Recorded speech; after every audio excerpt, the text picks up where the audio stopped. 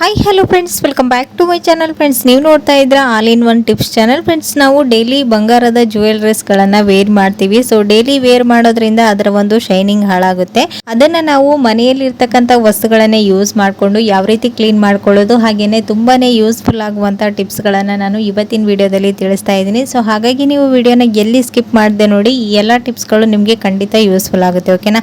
So friends, ಬನ್ನಿ ಹಾಗಾದ್ರೆ ತಡ ಮಾಡ್ದೇನೆ ವಿಡಿಯೋನ ಸ್ಟಾರ್ಟ್ ಮಾಡೋಣ. ಸೊ ಮೊದಲೇ ಟಿಪ್ ಬಂದು ನೀವು ನೋಡ್ತಾ ಇರಬಹುದು, ಇಲ್ಲಿ ಈ ರೀತಿ ಜ್ಯೂಸ್ ಬಾಟಲ್ ಗಳನ್ನ ನೀವು ವೇಸ್ಟ್ ಅಂತ ಬಿಸಾಕ್ತಾ ಇರ್ತೀರಾ. ಹಾಗೇನೆ ಪೆನ್ಗಳು ಸಹ ಮನೆಯಲ್ಲಿ ಇರುತ್ತೆ. ಸೊ ಇದನ್ನ ನೀವು ಈ ರೀತಿನೂ ಕೂಡ ರಿಯೂಸ್ ಮಾಡ್ಕೊಳ್ಬಹುದು. ಅದು ಹೇಗೆ ಅಂತೇಳಿ ತೋರಿಸ್ತಾ ಇದ್ದೀನಿ.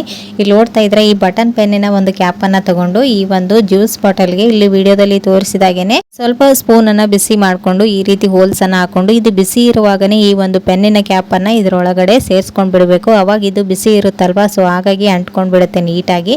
ಸೊ ಈ ರೀತಿ ಕ್ಯಾಪ್ ಅನ್ನ ರೆಡಿ ಮಾಡ್ಕೊಂಡು ಸುತ್ತಲೂ ಏನೆಲ್ಲ ಇದೆ ಅಲ್ವಾ, ಸ್ವಲ್ಪ ಏನಾದರೂ ಗ್ಯಾಪ್ ಇದ್ರೆ ನೀವು ಫೆವಿಕ್ವಿಕ್ ಅಥವಾ ಫೆವಿಕಾಲ್ ಅನ್ನ ಹಾಕಿ ನೀವು ಕ್ಲೋಸ್ ಮಾಡ್ಕೊಳ್ಬಹುದು. ಸೊ ಇವಾಗ ನೋಡ್ತಾ ಇದ್ರ ಈ ರೀತಿ ಒಂದು ಬಾಟಲ್ ನ ನೀವು ಮನೆಯಲ್ಲಿ ಏನಾದರೂ ದೋಸೆ ಅಥವಾ ಪಡ್ಡು ಏನಾದರೂ ಮಾಡ್ಕೊಳ್ಬೇಕಾದ್ರೆ ಐಲನ್ನ ಹಾಕೊಳ್ಳಕ್ಕೆ ಈ ಒಂದು ಬಾಟಲ್ ನ ಯೂಸ್ ಮಾಡಬಹುದು. ಹಾಗೇನೆ ಮಷಿನ್ ಗಳಿಗೆ ನೀವು ಎಣ್ಣೆನ ಬಿಡ್ತಾ ಇರ್ತೀರಾ. ಸೊ ಅವಾಗನೂ ಕೂಡ ಈ ಒಂದು ಬಾಟಲ್ ತುಂಬಾನೇ ಯೂಸ್ಫುಲ್ ಆಗುತ್ತೆ. ಸೊ ವೇಸ್ಟ್ ಅಂತ ಬಿಸಾಕೋ ವಸ್ತುಗಳಿಂದ ನೀವು ಈಗನೂ ಕೂಡ ರಿಯೂಸ್ ಮಾಡ್ಕೊಳ್ಬಹುದು. ಸೊ ಈ ಒಂದು ಟಿಪ್ಸ್ ಕೂಡ ಖಂಡಿತ ಯೂಸ್ಫುಲ್ ಆಗುತ್ತೆ. ಟ್ರೈ ಮಾಡಿ ನೋಡಿ. ಓಕೆನಾ?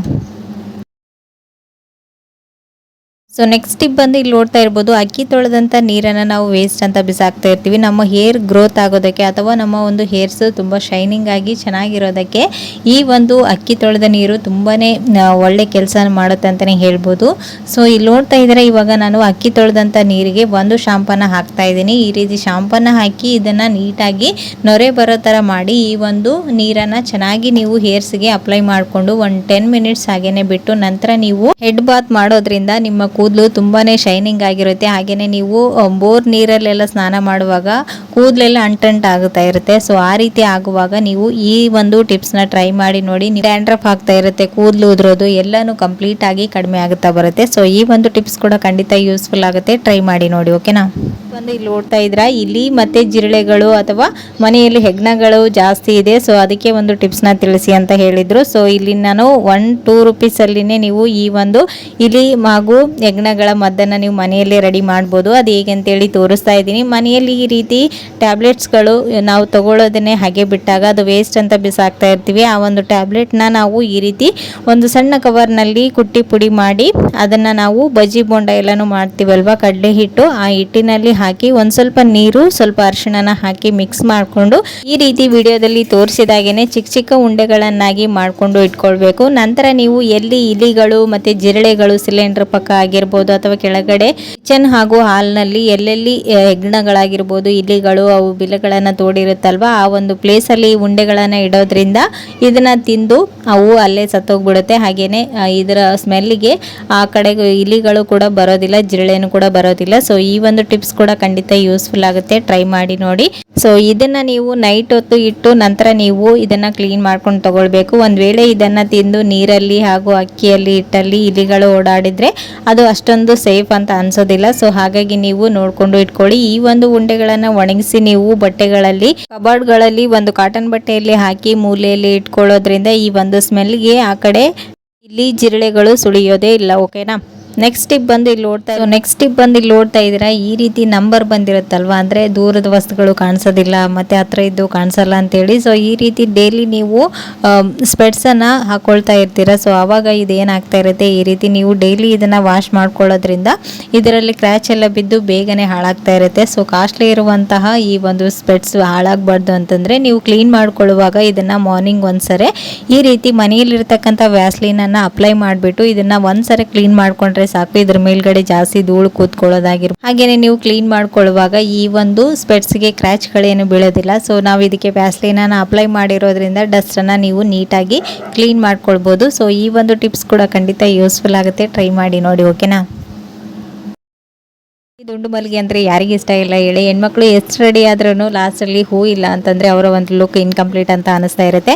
ಸೊ ನೀವು ಫಂಕ್ಷನ್ ಎಲ್ಲ ಎಲ್ಲಾದರೂ ಹೋಗ್ಬೇಕಂತಂದರೆ ಈ ರೀತಿ ಹೂಗಳನ್ನು ತಂದಿರ್ತೀರಾ. ಬಟ್ ಆದರೆ ಸಮ್ಮರಲ್ಲಿ ಏನಾಗ್ತಾ ಇರುತ್ತೆ, 1 ಡೇ ಇಲ್ಲ 2 ಡೇಸ್ ಆಗಿ ಇಟ್ಬಿಟ್ರೆ ಇದು ಬೇಗನೆ ಹಾಳಾಗ್ತಾ ಇರುತ್ತೆ.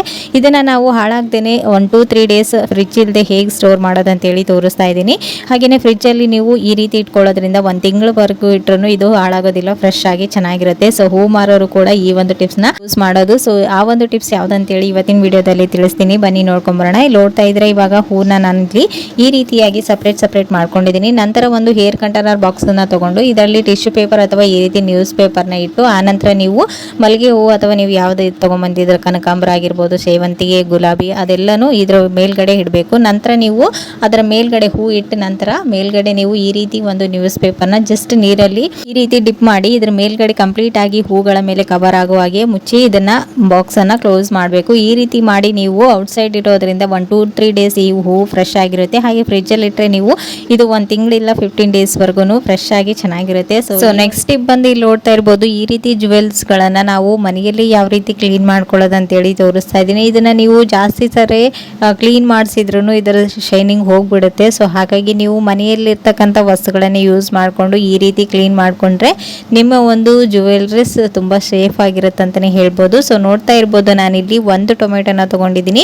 ಈ ಸೆಂಟ್ರಲ್ಲಿ ಕಟ್ ಮಾಡಿ ಈ ರೀತಿ ನಾನು ವಿಡಿಯೋದಲ್ಲಿ ತೋರಿಸಿದ ಹಾಗೇನೆ ಇಡಬೇಕು. ಈ ರೀತಿ ಇಡೋದ್ರಿಂದ ಇದರಲ್ಲಿ ಇರ್ತಕ್ಕಂಥ ಉಳಿ ಅಂಶ ಇರುತ್ತಲ್ವಾ, ಸೊ ಹಾಗಾಗಿ ಇವೆಲ್ಲ ಜುವೆಲ್ರೀಸ್ಗಳು ಅದರಲ್ಲಿ ಸ್ಟೋನ್ ಇರುವಂಥ ಜುವೆಲ್ರೀಸ್ಗಳನ್ನು ನೀವು ಈ ರೀತಿ ಇಡೋದ್ರಿಂದ ಸ್ಟೋನ್ನಲ್ಲಿರುವ ಶೈನಿಂಗ್ ಕೂಡ ಚೆನ್ನಾಗಾಗುತ್ತೆ. ಹಾಗೆಯೇ ಇದರಲ್ಲಿ ಸೇರ್ಕೊಂಡಿರುವಂಥ ಧೂಳೆಲ್ಲನೂ ನೀಟಾಗಿ ಕ್ಲೀನಾಗಿ ಈ ಅರಳುಗಳು ತುಂಬಾನೇ ಶೈನಿಂಗ್ ಆಗಿ ಕಾಣಿಸುತ್ತೆ. ಸೊ ನೋಡ್ತಾ ಇರ್ಬೋದು ವಿಡಿಯೋದಲ್ಲಿ ಈ ರೀತಿ ಒಳಗಡೆ ಜುವೆಲ್ರೀಸ್ಗಳನ್ನು ಇಟ್ಟು ಅದ್ರ ಮೇಲ್ಗಡೆ ಒಂದು ಸ್ವಲ್ಪ ರಬ್ ಮಾಡಿ ಹಾಗೆಯೇ 1-2 ಮಿನಿಟ್ಸ್ ಇಲ್ಲ 3 ಮಿನಿಟ್ಸ್ ಹಾಗೇನೆ ಬಿಟ್ಬಿಡಿ. ನಂತರ ನೀವು ಇದನ್ನ ನೀರಿಂದ ವಾಶ್ ಮಾಡಿದ್ರೆ ಸಾಕು, ನೀಟಾಗಿ ನಿಮ್ಮ ಒಂದು ಜುವೆಲ್ರೀಸ್ ಕ್ಲೀನ್ ಆಗಿರುತ್ತೆ. ಸೊ ಈ ಒಂದು ಟಿಪ್ಸ್ ನಿಮಗೆ ಸಿಲ್ಲಿ ಅನ್ಸ್ಬೋದು, ಬಟ್ ಆದರೆ ಇದು ಖಂಡಿತ ಯೂಸ್ಫುಲ್ ಆಗುತ್ತೆ. ನಿಮ್ಮ ನೆಕ್ಲೆಸ್ಗಳು ಹಾಗೇನೆ ಶಾರ್ಟ್ ಚೈನ್ಗಳನ್ನು ಕೂಡ ನೀವು ಜುವೆಲ್ರೀಸ್ಗಳಾಗಿರ್ಬೋದು ಈ ರೀತಿ ನೀವು ಒಂದ್ಸರಿ ಟ್ರೈ ಮಾಡಿ ನೋಡಿ, ಖಂಡಿತ ಈ ಒಂದು ಟಿಪ್ಸ್ ಯೂಸ್ಫುಲ್ ಆಗುತ್ತೆ.